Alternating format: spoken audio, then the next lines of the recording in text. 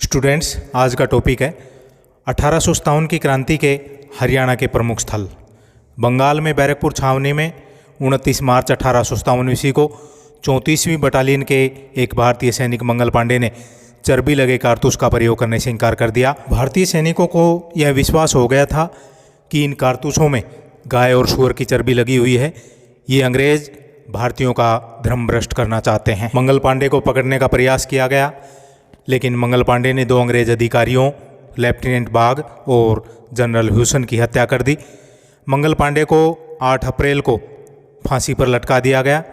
बैरकपुर के विद्रोह की शुरुआत के साथ ही हरियाणा में भी विद्रोह की अग्नि भड़क उठी। पहला केंद्र है अम्बाला। 1857 की क्रांति के समय अम्बाला एक महत्वपूर्ण अंग्रेज सैनिक छावनी थी। यहाँ पर कई सैनिक दस्ते उपस्थित थे। हर मैजिस्ट्रेट का 9वां रिसाला, चौथा बंगाली रिसाला, 5वीं बंगाली देसी पलटन, 60वीं बंगाली देसी पलटन, सेकेंड ट्रूप यूरोपीय घुड़सवार तोपखाना। पंजाब तथा उत्तर पश्चिमी प्रांत के बहुत से सैनिक एनफील्ड राइफल का प्रशिक्षण लेने के लिए आए हुए थे। मंगल पांडे की फांसी की सूचना मिलने पर सैनिकों ने अंग्रेज अधिकारियों से चर्बी वाले कारतूस वापस लेने की अपील की, लेकिन कोई सकारात्मक परिणाम नहीं निकला। इस कारण सैनिकों ने विद्रोह की योजना बनानी शुरू कर दी। योजना बनाई गई कि 10 मई 1857 को जब अंग्रेज प्रार्थना करने के लिए गिरजाघर जाएंगे तो 5वीं और 60वीं देसी पलटनें अपने अपने शास्त्रागारों पर अधिकार कर लेगी। घुड़सवार का चौथा दस्ता तोपों पर अधिकार कर लेगा। हर मैजिस्ट्रेट के 9वें रिसाले पर प्रहार करेगा और उनके घोड़ों को भगाकर कत्लेआम शुरू कर दिया जाएगा। इसके बाद ब्रिटिश राज्य के सभी अवशेषों को समाप्त करके दिल्ली की ओर रवाना होंगे। इस योजना का उन्होंने दिल्ली और मेरठ आदि छावनियों में स्थित अपने साथियों से तालमेल बनाया। अम्बाला के अधिकारी पंजाब के chief commissioner John Lawrence, judicial commissioner Montgomery, Delhi के बादशाह का हकीम एहसानुल्लाह खां और मिर्ज़ा गालिब अन्य इस बात की पुष्टि करते हैं। अम्बाला छावनी के सैनिकों की यह योजना गुप्त नहीं रह सकी। एक सैनिक श्याम सिंह ने अंग्रेजों को इस योजना की सूचना दे दी, जिससे अंग्रेज सतर्क हो गए। योजना के अनुसार 10 मई को मेरठ में क्रांति से पहले अम्बाला की 60वीं देसी पलटन ने बगावत कर दी। अंग्रेज पहले से तैयार थे। अंग्रेजों ने 60वीं देसी पलटन को घेर लिया। 5वीं देसी पलटन ने 12 बजे दोपहर विद्रोह कर दिया। इस प्रकार अंग्रेज सेना ने इन्हें दबा दिया, क्योंकि वे इसके लिए पहले ही तैयार थे। उन्हें इसकी सूचना मिल चुकी थी। अम्बाला में विद्रोही अपनी योजना में सफल नहीं हो सके, किंतु विद्रोह का बिगुल बजाकर इन्होंने भारतीयों को विद्रोह के लिए प्रेरित किया। नाभा, पटियाला, जींद रियासतों की सहायता मिलने के कारण अंग्रेजों ने यहाँ स्थिति को नियंत्रण में रखा।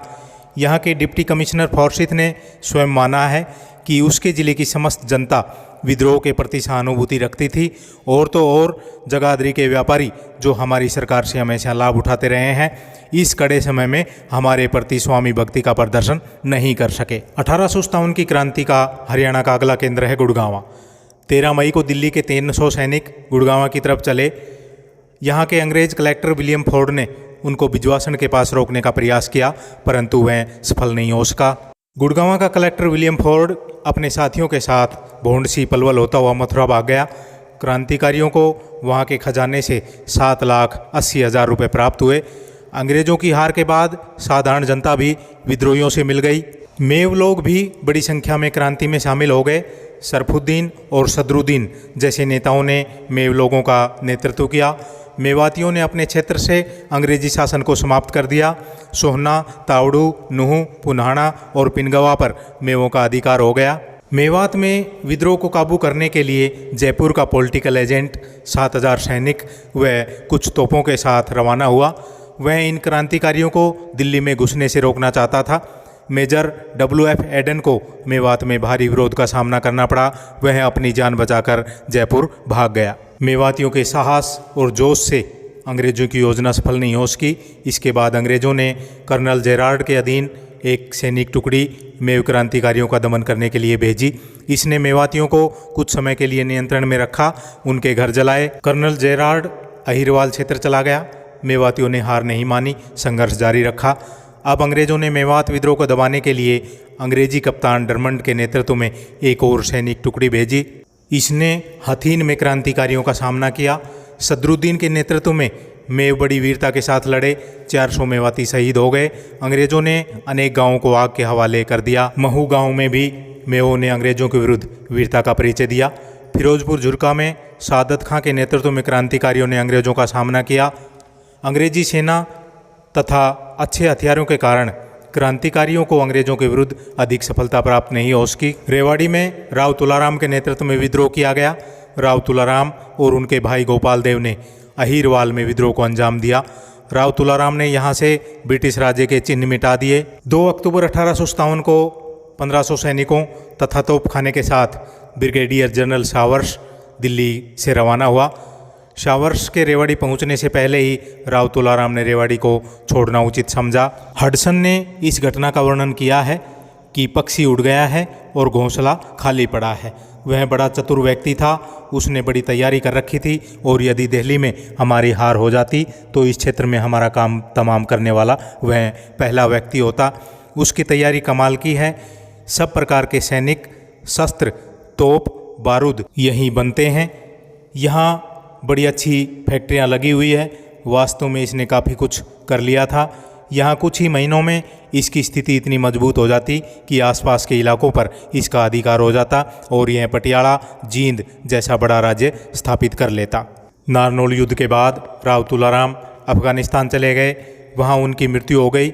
राव तुलाराम की कुर्बानी की याद में 23 सितंबर को हरियाणा में प्रतिवर्ष शहीदी दिवस मनाया जाता है। फर्रुखनगर के नवाब अहमद अली ने भी अंग्रेज़ों के विरुद्ध क्रांति का नेतृत्व किया।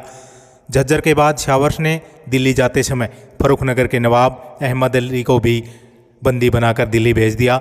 पटौदी में नवाब अकबर अली ने क्रांति का नेतृत्व किया। बल्लभगढ़ में राजा नाहर सिंह ने क्रांति का नेतृत्व किया। इसे भी बंदी बनाकर दिल्ली भेज दिया गया। पलवल में गफूर अली और हरसुख राय ने क्रांति का नेतृत्व किया। फरीदाबाद में धानु सिंह ने क्रांति का नेतृत्व किया। नेक्स्ट है 1857 की क्रांति का केंद्र रोहतक। यहाँ मई के तीसरे सप्ताह में क्रांति की शुरुआत हुई। रोहतक में क्रांति की शुरुआत साहसी रांगड़ों ने की। इसके बाद सभी लोग क्रांति में शामिल हो गए। यहाँ के लोगों के उत्साह व साहस से जल्दी ही रोहतक अंग्रेज़ों के नियंत्रण से मुक्त हो गया। रोहतक में क्रांति का नेतृत्व बिसारत अली ने किया। अंग्रेज़ों ने विद्रोह को दबाने के लिए अम्बाड़ा से 60वीं देसी पलटन को रोहतक भेजा। इस सेना ने विद्रोह को दबाने की बजाय 10 जून को स्वयं ही खुला विद्रोह कर दिया। अंग्रेज अधिकारी भाग गए और भारतीय सैनिक दिल्ली चले गए।